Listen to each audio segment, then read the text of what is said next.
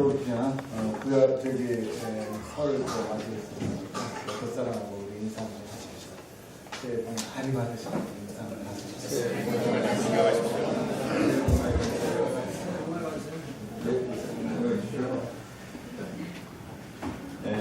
오늘 주제의 찬송을 복음성가로 제가 한번 이게 프로젝트가 되면 같이 부르려고 했는데 그렇지 못하고요. 그래서 들어보시라고 눈을 좀 감으시고 기도하시면서 오늘 기도 많이 하셔서 성령 충만하게 설교 말씀 잘 전할 수 있도록 기도하는 마음으로 한번 이 찬양 들어보시면 좋겠습니다.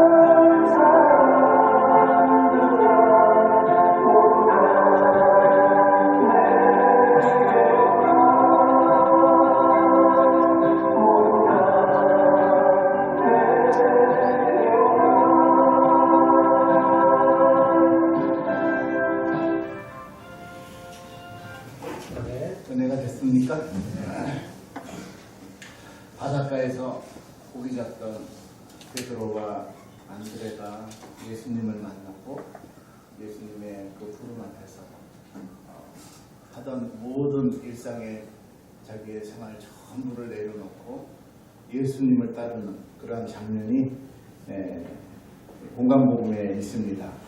그런데 그것보다도 더 자세하게 더 구체적으로 나오는 말씀이 오늘 읽은 요한복음 1장 35절 이하의 말씀입니다.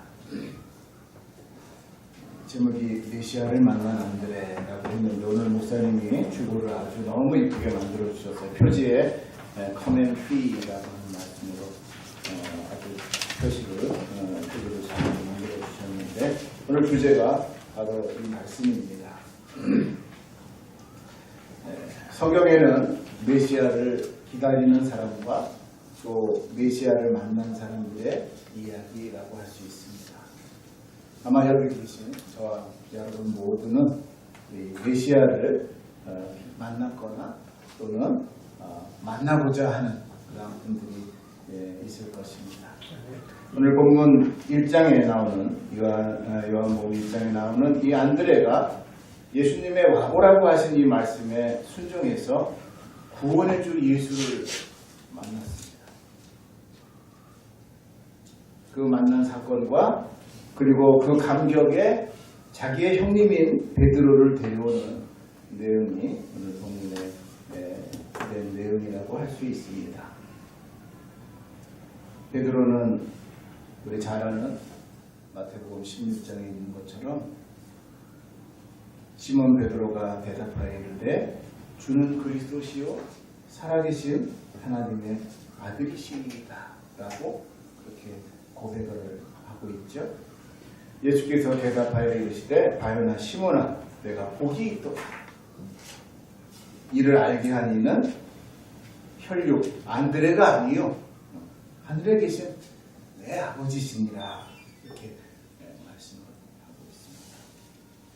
와보라고 하신 39절의 이 말씀의 내용은 오늘 영어에 표현한 것처럼 come and see라고 하는 말씀입니다.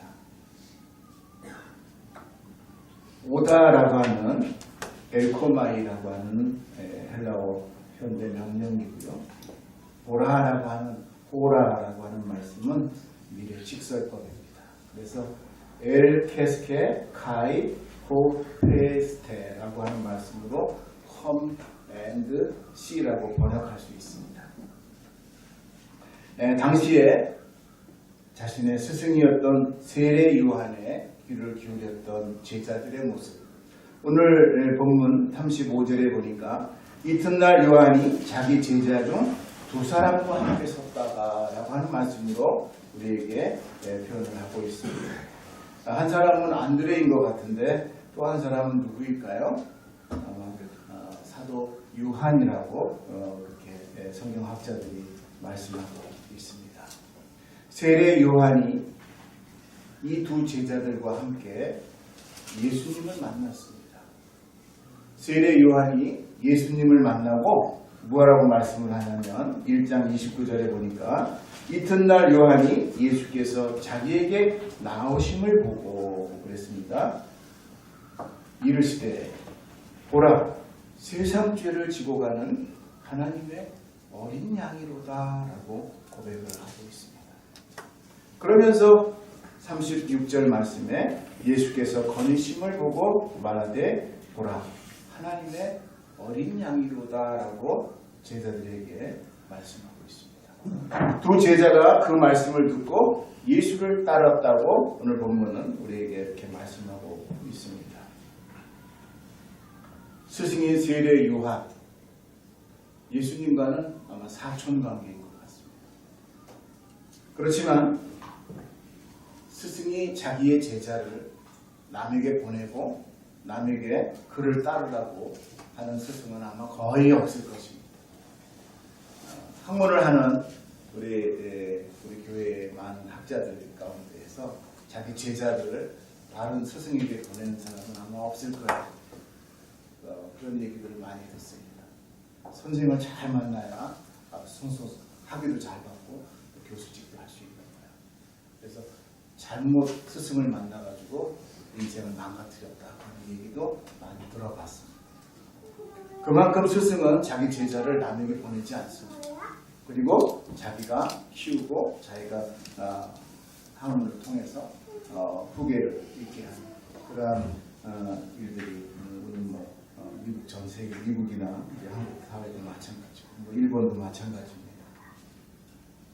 그래서 학교에 직장을 가지고 그 학풍을 따른다고 하는 것은 굉장히 힘든 것 같습니다. 그런데 세례 요한은 주저하지 아니하고 어린 양 되시는 예수 그리스도에게 자기의 제자들을 맡기는 모습을 우리들은 이 말씀을 통해서 보게 됩니다. 그러면서 예수님께서 돌이켜 따르는 것을 보시고 물어 이르되 무엇을 구하느냐 라고 이렇게 말씀을 합니다. 여기에서 두 제자는 라비오 어디 계시오니까 어디 계시니까 라고 얘기를 하는데 이 말씀의 의미는 어느 장소에 대한 그러한 의문에 대한 말씀이 아니라 질문의 내용은 정말 하나님의 아들이십니까? 라고 하는 그런 의미죠. 굉장히 존경하는 의미입니다. 라비어라고 하는 것은 선생님이요, 스승님이요 라고 하는 말씀입니다. 그러면서 예수님께서 와보라고 우리에게 39절에 말씀합니다. 와서 보라고 하는 말씀이지. 그러므로 그들이 가서 계신 데를 보고 그날 함께 계시니 때가 10시쯤 되었더라.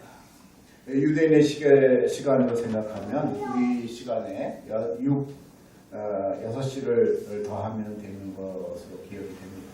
그래서 아마 오후 시간, 오전에 만나서 오후 시간 한 7, 6시간을, 대여섯 시간을 예수님과 같이 보낸 것 같습니다. 예수님의 그 말씀을 듣고 요한의 말을 듣고 예수를 따르는 두 사람 중에 시몬 베드로의 형제 안드레라 그렇게 말씀을 하고 있죠. 그가 먼저 자기의 형제 시몬을 찾아 말하되 우리가 메시아를 만났다 하고 그렇게 얘기하고 있습니다. 메시아를 번역하면 그리스도라 기름 부은 자라 이렇게 말씀을 하고 있죠. 아마 오늘 저와 여러분들이 찬양을 하고 기도를 하고 또 말씀을 듣고 또 신앙생활을 하는 그 이유 중에 하나는 바로 메시아를 만났거나 메시아를 만나고자 하는 사람일 것입니다. 메시아를 만났습니까? 또 메시아를 만나고자 합니까? 우리는 꼭 예수 그리스도 메시아 되심을 믿고 그분의 삶과 그분의 오늘 찬양에도 있지만 그분의 삶을 따르고 또 본받고 순종하고자 하는 그 의미인 것입니다. 그렇다면 정말 메시아가 무엇을 의미하고 있는가? 그리고 그분은 쉽게 얘기하면 구원주요 또 우리 저와 여러분들에게 영생을 주시는 생명의 구주시다. 그런데 세례 요한은 저분이야말로 어린 양이다라고 얘기를 하고 있습니다. 속죄의 양을 의미하는 것이죠. 어떤 연관을 지을 수 있을까요? 저와 여러분들이 믿는 메시아는 과연 어떤 메시아입니까? 그 상은 어떤 모습입니까? 구약의 이스라엘 백성들의 메시아 상은 오늘 고난의 예수나 아니면 어린 양, 제물 되시는 그러한 속죄의 양을 기대하지는 않았습니다. 구약의 진정으로 그리고 또 저와 여러분들이 이 메시아 상을 기억한다고 하면 구약의 내용을 조금 볼 수 있어야 될 것 같습니다. 이사야서 61장 한번 볼까요?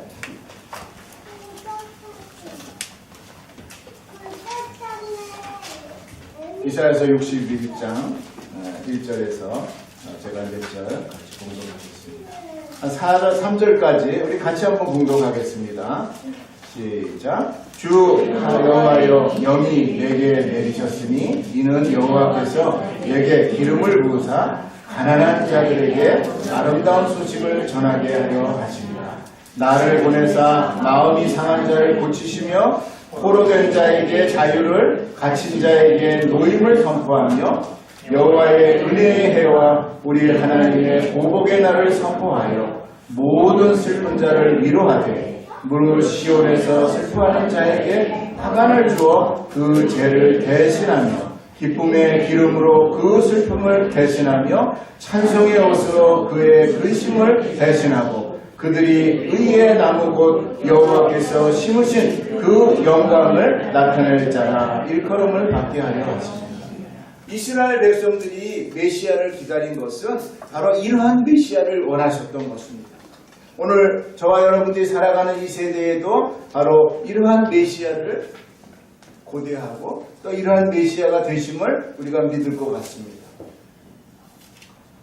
한 군데 적어봅니다. 다니엘서 9장 24절 말씀입니다. 제가 봅니다. 내 백성과 내 거룩한 성을 위하여 이른 이래를 기한으로 정하였나니 허물이 그치며 죄가 끝나며 죄악이 용서되며 영원한 의가 드러나며 환상과 예언이 응하며 또 지극히 거룩한 이가 기름 부음을 받으리라. 이것이 바로 구약의 이스라엘 백성들이 기다렸던 메시아인 것입니다. 오늘 저와 여러분들이 장차 오실 재림의 주 예수 그리스도를 바로 이러한 모습으로 기다리고 믿는 것입니다. 그러한 메시아상을 확실하게 이해하고 그 메시아를 만났던 안드레는 그 소식에 감격하여 가만히 있을 수가 없었습니다. 메시아를 진정으로 만난 그리스도인들은 가만히 있을 수가 없는 것입니다.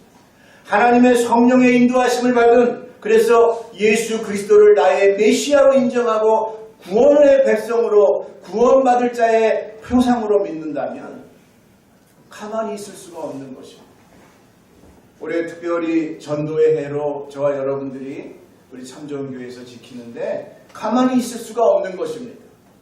이 메시아를 만난 사람들은 안드레와 같이 가만히 있을 수가 없는 것입니다. 혼자 그 본문을 만나서 꼭 앉는 욕심장이가 되는 것이 아니라 그 보물을 함께 나누려고 하는 그러한 욕구와 그러한 열정이 바로 이 안드레처럼 피어나는 것입니다. 저는 돌아가신 이종욱 목사님을 안드레와 같다라고 하는 마음으로 늘 그렇게 생각을 하였습니다. 솔선수범하지만은 자기의 모습은 보이지 않는, 자기는 숨고 자기는 나타내지 않고 대신 남에게 드러나게 해주시는 분, 바로 안드레와 같은 귀한 모습을 우리 이종욱 목사님을 통해서 봤습니다.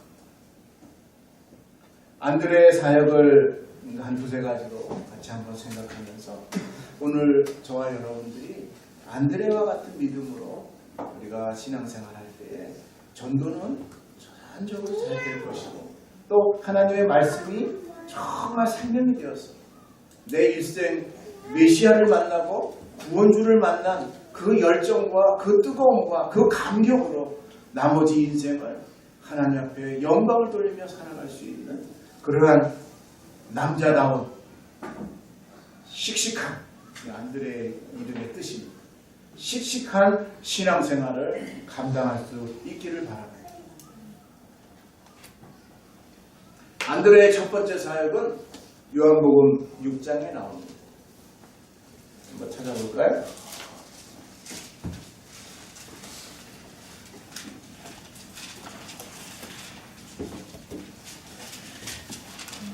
네, 6장 1절부터 나오는 말씀입니다. 너무나 잘 아는 말씀이라서 보지 않아도 여러분들 이해하면 이해가 충분히 될 것입니다.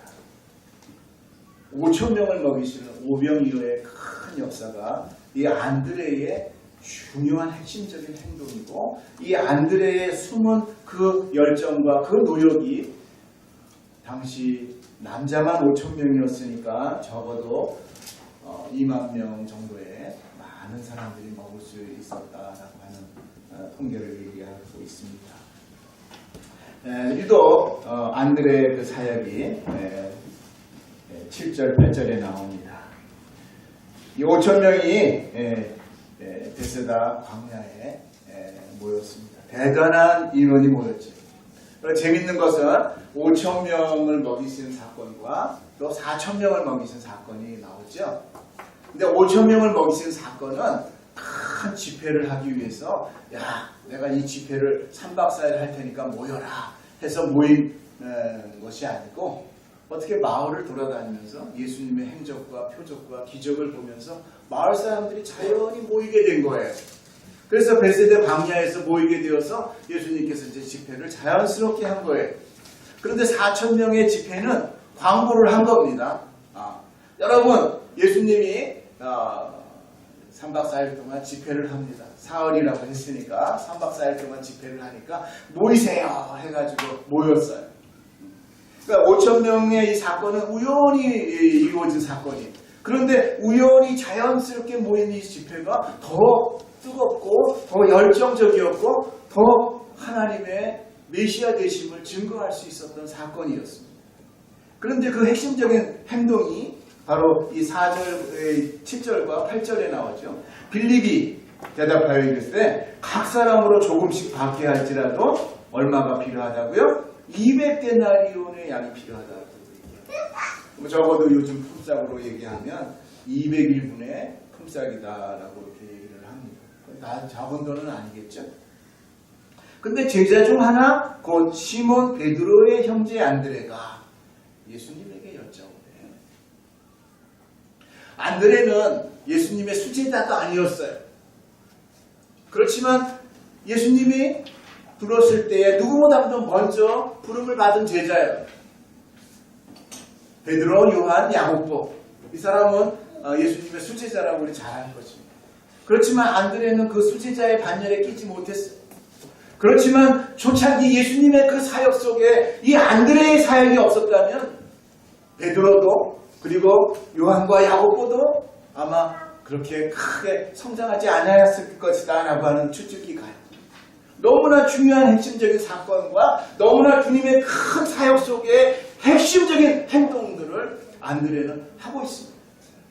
이 이후에 예수님의 종말의 때를 얘기하고 있습니다. 그리고 예루살렘의 멸망을 또 말씀하고 있어요. 예수님의 그 죽으심의 고난받으심의 박해와 십자가의 사건에 안드레가 핵심적으로 활동하고 있다고 하는 사실이에요. 오늘 우리가 복음을 받고 메시아로서의 그리스도를 믿고 살아가는 저와 여러분들은 안드레와 같은 성향과 안드레와 같은 성격이 본받을 만하다는 저는 강조하고 싶습니다. 안드레는 끝까지 예수님에게 매달렸습니다. 200데나리온이라고 하는 엄청난 물질이 들지만 예수님의 기적과 표적을 봤을 때 예수님은 분명히 이 사건을 통하여 하나님께서 역사하실 것이라고 하는 사실을 배웠고요. 빌립과 그다음에 요한복음 그 1장 후반절에 나오는 나다니엘이라고 하는 사람들을 통해서 보면 그들은 성경을 많이 알고 있었어요. 안드레도 그 성경의 그 학자들, 성경에 해박한 사람들을 통해서 구약의 역사들을 많이 알았던 것 같아요. 요한복음 1장만 우리가 잘 알아도 메시아를 만날 수 있고요. 구원을 얻을 수 있어요. 메시아를 통해서 하나님의 역사를 만날 수 있는 것입니다. 성경을 우리가 분명히 알고 성경을 바로 알고 성경을 바로 조명할 때에 성경은 바로 우리에게 구원의 메시지가 보여지게 되고 구원의 메시지를 우리가 읽게 되는 것입니다. 오늘 그 역사 속에 빌립에 대한 이야기들을 나오죠. 빌립이 또 이야기를 많이 합니다. 근데 빌립은 너무나 실존주의자들이었어요. 실존적이었어요. 현실에 너무나 아주 가까운 사람이었어요. 같이 벳세다의 같은 어부였지만은 아마 이는 고기 잡는 어부보다도 고기를 잡은 그 물고기를 상인들에게 파는 사람이었던 것 같아요. 그래서 돈 계산을 너무나 활박하게 잘했던 사람이 바로 이 빌립이었어요. 그런데 빌립이 변화받고 예수님을 만나고 메시아를 분명히 만났을 때 빌립이 사도행전 5장 6장에 8장에 누구를 전도합니까? 에티오피아 간닥의 여인을 전도하잖아요. 빌립이 현실주의였지만은 예수님 메시아를 분명히 만났을 때 그는 영적인 사람으로 바뀌었어요. 초월적인 사람으로 바뀌었다고요. 오늘 이 안드레를 통해서 예수님은 역사를 기적을 베푸죠. 여기에 한 남자아이가 있는데 보리떡 5개와 물고기 2마리가 여기 있습니다. 이것이 얼마 안 되지만은 이 많은 사람들에게 우리 주님은 하실 수 있으리라고 저는 믿습니다라고 하는 확실한 신앙을 가지고 예수님에게 이 아이를 소개합니다. 그때의 그 역사를 예수님은 다 앉게 하라. 시작하게 됩니다. 기적이 일어나게 되는 역사를 만나게 되죠. 이 말씀은 바로 출애굽기 16장에 나오는 하늘의 만나와 메추라기의 역사를 기억나게 하는 것입니다. 이것을 고린도전서에서는 신령한 음료요, 신령한 음식이라고 말씀하고 있습니다.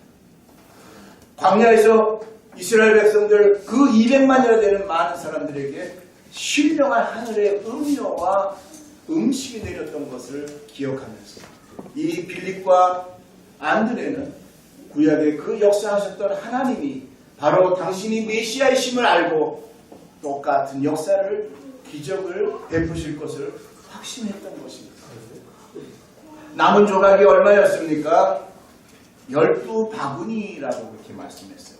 또 재미있는 것은 4,000명을 먹이실 때는 광주리라고 얘기했어요.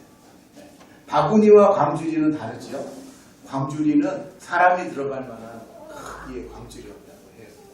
근데 여기는 바구니였다고 얘기를 합니다. 복음서에 다 찾아보니까 5,000명을 먹였던 나머지들은 다 바구니라고 이렇게 표현했어요. 그런데 4,000명을 먹었던 그 역사에서는 광주리라고 표현을 했어요. 공식적인 집회의 광주리에 남은 7 광주리라고 그랬죠. 그런데 우리가 5,000명을 먹었을 때 12광주리라고 그러는데 그렇게 표현하지 마세요. 그거나 그렇지 않습니다. 성경은 바구니라고 했어요. 우리 장바구니 같은 이스라엘 백성들이 시장에 갈 때에 조그마한 개인 소장의 장을 들고 다녔을 때 그 바구니였습니다. 어쨌든 그 바구니에 남는 조각이 12조각이었을 정도로 엄청나게 많은 사람들이 먹을 수 있었거든요. 그 핵심적인 역할을 안드레가 주도적으로 감당했다고 하는 사실을 우리가 기억할 수 있습니다. 그러면서도 안드레는 바깥에 나타나지 않고 뒤에 숨어서 조용히 예수님의 그 역사의 영광을 바라볼 수 있었던 것입니다. 두 번째로 요한복음 12장 바로 뒤입니다. 요한복음 12장 한번 보시겠습니다. 요한복음 12장 20절입니다. 20절에서 22절까지 한번 읽어보겠습니다. 시작. 명절에 예배하러 올라온 사람 중에 헬라인 몇이 있는데 그들이 갈릴리 베세다 사람 빌립에게 가서 청하여 이르되 선생이여 우리가 예수를 뵙고자 하나이다 하니 빌립이 안드레에게 가서 말하고 안드레와 빌립이 예수께 가서 여쭈니. 이렇게 또 안드레가 나오는데 안드레는 빌립 뒤에 섰고 또 제자들 뒤에 서서 안드레는 자기의 역할을 잘 감당하고 있는 모습을 보게 되죠. 오늘 이 말씀 속에 명절에 예배하러 예루살렘에 올라온 헬라인이라고 했습니다. 명절이니까 아마 6월절로 기억이 됩니다. 그 6월절에 헬라인들이 예배하러 올라왔다 그렇게 얘기를 하는데 당시에는 유대교에 개종한 이방인들이라고 이야기할 수 있을 것 같습니다. 빌립이 그 역할을 안드레에게 부탁하는 장면이 나옵니다. 예배하러 올라온 헬라인들이 예수님을 만나고자 하는 그 바람이 오늘 그 본문에 있죠. 예수님을 뵙고자 하였다 그렇게 말씀하였습니다. 어떻게 이방인이지만은 예수님에 대한 소문을 듣고 예수님을 만나고자 했던 그런 열정이 있었던 것 같습니다. 그 열정 속에 빌립이 안드레에게 가서 왜? 베세다의 동무였기 때문에 또 안드레는 그러한 일들을 너무나 잘했기 때문에 예수님에게 소개해달라고 부탁을 빌립이 또 이렇게 합니다. 그때에 그 말을 듣는 안드레는 예수님에게 그 이야기를 하는 겁니다. 그런데 재밌는 것은 그렇습니까? 그렇게 잘 오셨습니다. 예루살렘에 어떻게 성전은 구경은 참 잘하셨습니까? 예배하러 오셨군요. 그래서 아주 아름다운 교제를 해줄 줄 알았는데 전혀 그렇지가 않은 거예요. 예수께서 23절 한번 보세요. 예수께서 대답하여 이르시되 때 인자가 영광을 얻을 때가 왔도다. 엉뚱하지 않은 말씀을 예수님이 하고 있습니다. 내가 진실로 너희에게 이르노니 한 알의 밀이 땅에 떨어져 죽지 아니하면 한 알 그대로 있고 죽으면 많은 열매를 맺느니라. 이게 무슨 헬라인들하고 관계가 있을까요? 뭐 전혀 그 본문의 내용을 통해서 보면 너무 엉뚱하지도 않은 내용이라고 생각이 됩니다. 그런데 중요한 것은 이 요한복음 12장에서부터는 예수님의 십자가가 나타나는 거예요. 이제 내 때가 왔다고 하는 것입니다. 내가 이제 하나님 앞에 오신 목적과 그 뜻을 이루기 위해서 내가 이제 고난받아야 될 것을 말씀하고 있어요. 그래서 섬김에 대해서 그리고 보혜사 성령님에 대해서 말씀을 하십니다. 그리고 나는 길이요 진리요 생명이라고 그렇게 예수님이 설명을 하고 있습니다.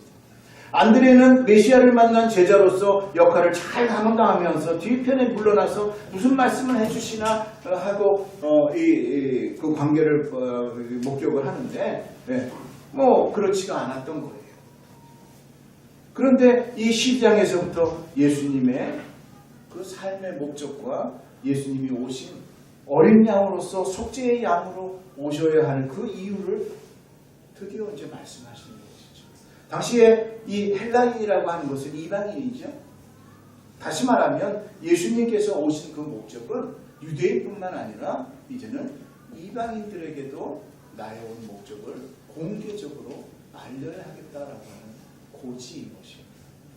그래서 예수님의 죽으심에 대해서 예수님이 진정으로 하나의 미랄이 되어서 어린 양의 속죄의 피가 되어서 내가 하나님 나라의 그 일들을 이루어야 할 것에 대해서 말씀하고 있습니다. 이것을 우리는 히브리서 9장 한번 보겠습니다.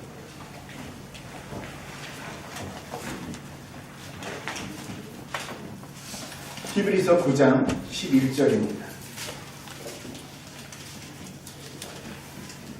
11절부터 12절 아주 중요한 말씀이니까 예수님의 속죄의 피에 대한 말씀을 얘기하고 있는 것이죠. 한번 읽어봅니다. 시작. 그리스도께서는 장래의 좋은 일에 대제사장으로 오사 손으로 짓지 아니한 것 곧 이 창조에 속하지 아니한 더 크고 온전한 장막으로 말미암아 염소와 송아지의 피로 하지 아니하고 오직 자기의 피로 영원한 속죄를 이루사 단번에 성소에 들어가셨습니다. 결국 예수님의 그 십자가의 사건은 바로 이스라엘 백성들이 매년 드렸던 염소와 송아지의 피가 아니라 이제는 자기 스스로가 영원한 속죄의 어린 양으로 오신 예수 그리스도의 목적을 말씀하셨고 영원한 속죄에 대한 말씀을 그 비로소 하게 되는 것입니다. 다시 말하면 12장에 하늘의 미랄이 땅에 떨어져 죽으면이라고 하는 이 죽으면 십자가의 죽음을 의미하는 것입니다. 죽음으로 말미암아 저와 여러분들이 살았고 죽음으로 말미암아 저와 여러분들의 소망이 되었고 죽음으로 말미암아 저와 여러분들이 하나님 나라의 백성 되었다고 하는 사실을 단번에 예수님께서 확인시켜 주시는 말씀입니다. 그 한 장 뒤에 요한복음 히브리서 10장 12절도 굉장히 중요한 말씀이죠. 시작. 오직 그리스도는 죄를 위하여 한 영원한 제사를 드리시고 하나님 우편에 앉으사 그 후에 자기 원수들을 자기 발등상 되게 하실 때까지 기다리시나니. 쭉 읽어보면 은혜가 될 것입니다. 바로 한 영원한 속죄, 그리스도의 영원한 제사를 예수가 드리기 위해서 메시아로 오셨다고 하는 사실을 안드레를 통해서 기억하게 하시고 이제는 이거 복음이 유대인들뿐만 아니라 이방인들에게도 이제는 알려지고 전파되어야 할 것을 말씀하고 있는 그러한 말씀입니다. 그래서 27절에 요한복음 12장 27절에 보니까 지금 내 마음이 괴로운 무슨 말을 하리요? 아버지여 나를 구원하여 이 때를 면하게 하여 주옵소서. 인간적인 예수님의 모습, 육신의 모습에 예수님의 고난을 의미하고 있는 것입니다. 그러나 내가 이를 위하여 이 때에 뭐라고요? 왔나이다 했어요. 예수님의 오신 목적을 예수님은 분명히 알았고 그 오신 목적대로 예수님 앞에 하나님 앞에 자기의 삶을 그대로 순종하였다고 하는 사실을 고백하고 있는 것입니다.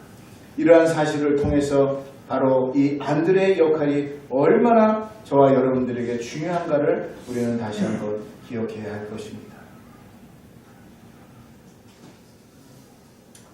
안드레는 교회사에서 그리스와 러시아 그리고 영국, 스코틀랜드에서 수호성인 국기가 있습니다. 보여줄 수 있나요?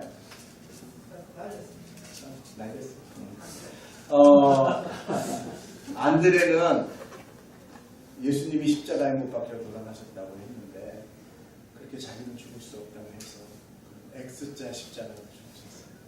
그래서 스코틀랜드의 X자 십자가를 여러분들이 아시는지 모르겠지만 파란 바탕에 하얀 바탕에 파란 십자가 X자로 알죠. 그래서 영국의 국기는 뭐 저한테 잠깐 있는데 보여드리려고 노력을 많이 했는데 보여드릴까? 그래서 영국 국기가 십자가의 모양으로 이렇게 X자로 영국의 국기를 한번 보세요. 여러분 이 국기가 참 재밌는데 불교 나라의 국기하고 또 우리 기독교 나라의 국기들이 좀 다르죠. 아주 천만 다 다른데 기독교의 국기를 가지고 있는 나라들은 대부분 다 선진국이에요. 다 아시겠죠. 스코틀랜드, 영국, 독일, 노르웨이, 스위스 이런 나라들이 국기가 다 십자가 색깔이 좀 다르지만 또 아마 제자의 의미를 상징하고 그래서 안드레는 파란색입니다.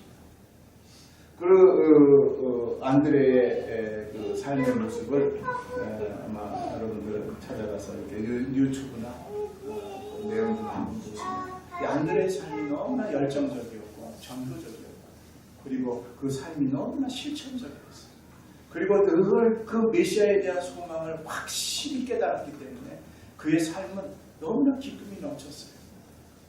그리고 그 삶을 끝까지 유지했고 안드레의 기도가 이랬어요. 오 그리스도 예수시여 나를 받아주옵소서. 돌아가실 때 십자가에 X자 십자가에 사형을 당하는데 내가 본 그분 예수를 나는 사랑합니다. 그분 안에서 나는 내가 되겠습니다. 주님이시여 당신의 현한 나라의 평안 가운데에서 이제 저의 영혼을 받아주옵소서. 내가 주님과 친교하겠다. 그래서 수제자는 아니었지만은 예수님과 늘 같이 하면서 예수님의 곁에서 자기의 역할을 감당, 늘 소개하고 늘 하나님의 때에 대해서 늘 관심을 갖게 하는 내용이 나오죠. 5분만 더 할게요. 마가복음 13장. 자주 오는 기회가 아니니까. 그래서 긴장을 많이 했어요. 마가복음 13장 3절 한번 볼까요?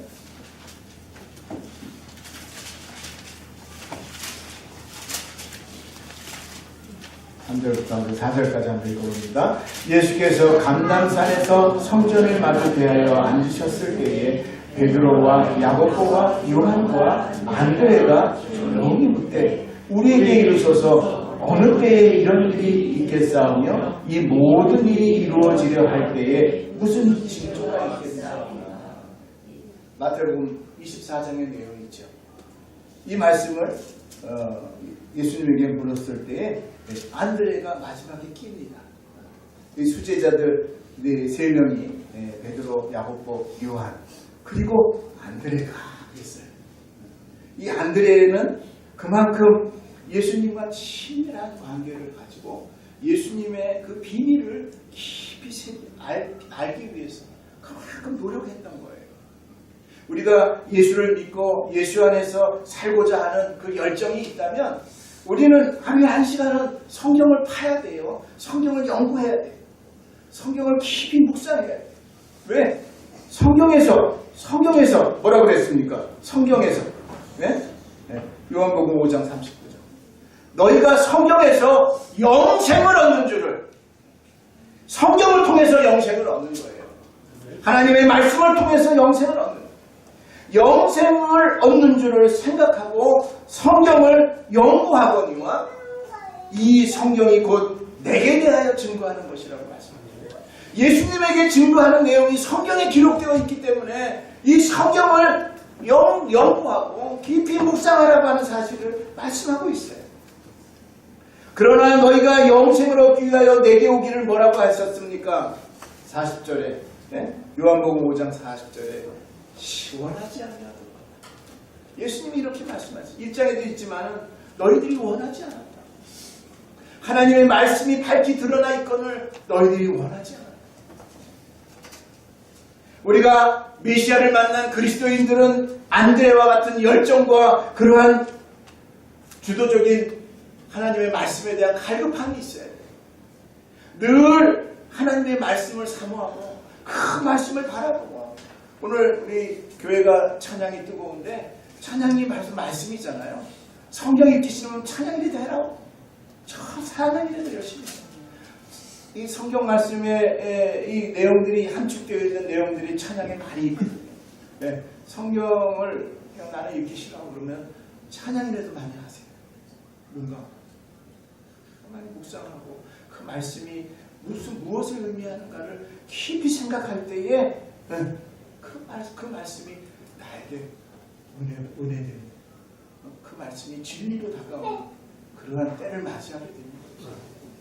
운동장에 경기하는 사람들이 열심히 달리지만 누가 1등한다 그랬어요?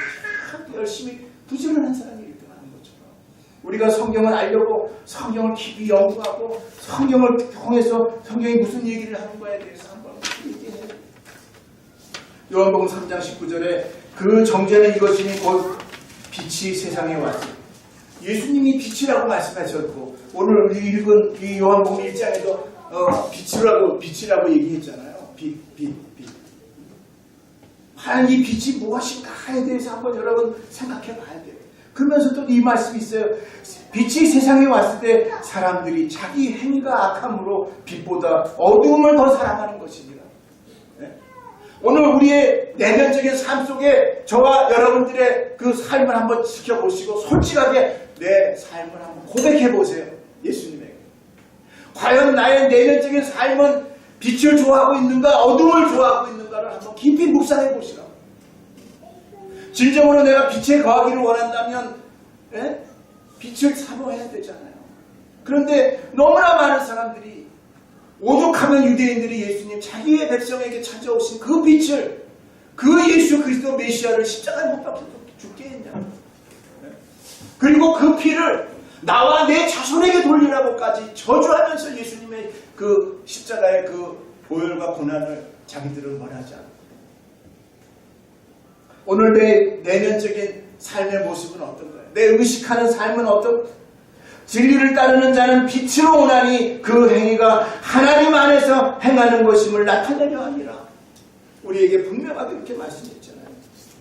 내가 요한복음 5장 24절에 내가 진실로 너희에게 이르노니 내 말을 듣고 나 보내신 이를 믿는 자는 영생을 얻었고 예수를 믿고자 하는 그 마음과 그 열정이 행동과 실천과 또 기도 가운데에서 보여져야 하는 거예요. 거저오는 것이 아니에요. 우리의 신앙생활 속에 이 땅의 생활은 저 영원한 하나님의 나라를 바라보며 고난과 박해와 그 십자가뿐이잖아요. 그것을 오히려 감사하게 생각하면서 그 빛 대신 예수 그리스도 메시아 되심을 바라보던 안드레는 바로 예수님의 그 십자가의 고통을 굴하지 않아요. 주님을 따랐고 주님을 의지했던 것입니다. 내 말을 듣고 나 보내신 이를 믿는 자는 영생을 얻었고 심판에 이르지 아니하나니 사망에서 생명으로 옮겼다. 여러분 중생하는 것이 무엇일까요? 중생은 내가 혼자 죽고 내가 회개하고 하는 것이 아니라 예수님과 함께 골고다에서 십자가에서 주님과 함께 죽는 거예요. 이게 중생이에요. 이게 회개예요. 나 혼자 잘못했어요가 아니에요. 가룟 유다와 같이 그건 뉘우침이죠. 그렇지만 주님을 부인한 베드로와 같이 주님 내가 그랬군요. 나 같은 존재가 바로 나는 심판받아야 마땅할 죄인이지요. 고백하며 그 주님이 남기신 말씀 그대로 붙잡고 부인했던 그 예수님의 그 얼굴을 바라보며 회개했던 거예요. 주님과 함께 그 골고다에서 죽는 거죠. 오늘 우리 스스로는 많이 뉘우칩니다. 우리 스스로는 잘못했다고 고백도 많이 하죠. 그런데 그 고백은 주님과 함께 해야 돼요. 주님 앞에서 진정으로 하나님 내가 진정으로 주님과 회개합니다. 그럴 때에 거듭남이 있고요. 그럴 때에 내 삶이 변화가 있는 거예요. 내가 뉘우치면 작심 3일이에요. 3일도 안 가요. 요새는. 네? 그렇지만 주님과 함께 뉘우치고 주님과 함께 내가 중생하면 그 중생은 안 때와 같이 영원히 가는 거라니까요. 네?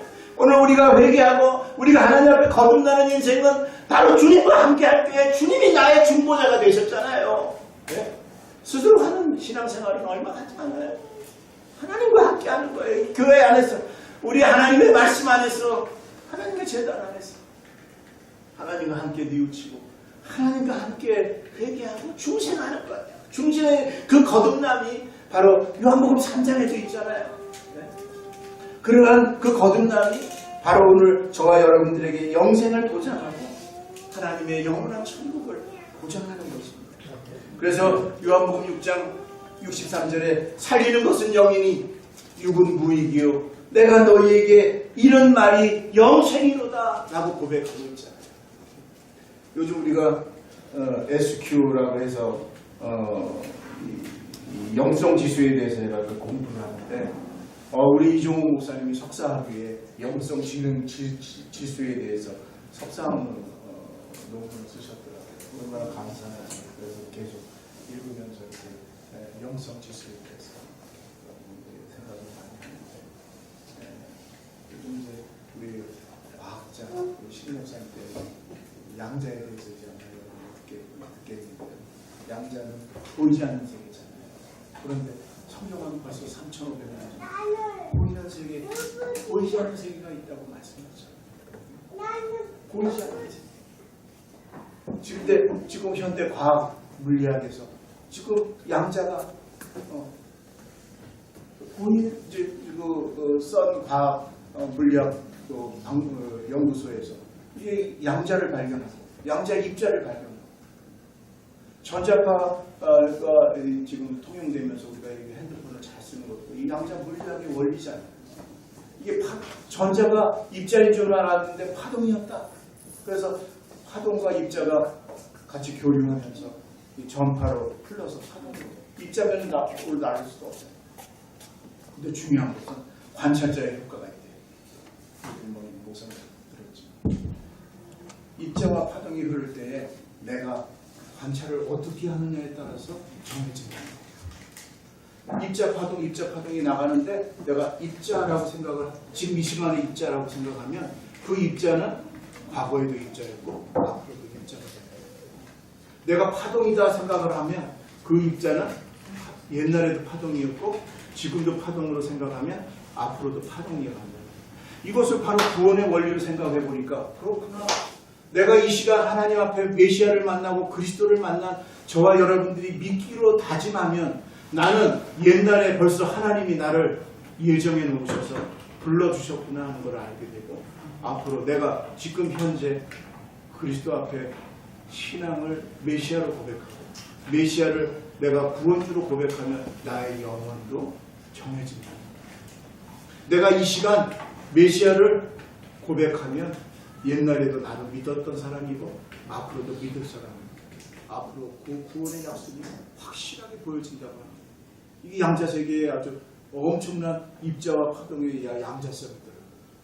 이것이 바로 성경에서는 요즘 최근에 물리학의 과학상들을 많이 봤지만 성경은 보이지 않는 세계에 대해서 지옥과 심판, 지옥과 하늘나라에 대해서 보이는 세계와 보이지 않는 세계 그리고 3,500년 전에 지구가 공간에 달려있다고 성경에 기록하고 있잖아요. 땅속은 불로 뒤집는 것 같다고 욥기서 26장에 말씀하고 있잖아요. 하늘이 시커멓게 공간이 있다. 산성과 묘성이 있는데 거기에 지옥과 같은 공간이 있다고 그러는데 블랙홀이라고 요즘 최근에 알아보고 있잖아요. 이러한 우주의 비밀들이 하나하나 과학이 발달하면서 이렇게 확실하게 증거되고 보여지고 또 과학적으로 증명되어 가고 있는데 왜 예수를 못 믿어요? 왜 하나님을 못 믿냐? 우리가 예수 그리스도가 창조주 되시고 그분이 바로 나의 구원주 되시는 메시아이심을 안드레와 같이 우리가 확실하게 믿는다고 하는 것은 바로 성경을 통해서 저와 여러분들이 확실하게 믿는 저와 여러분들 되시고 또 은혜가 나누시는 그런 이것들 되시기를 바랍니다. 네.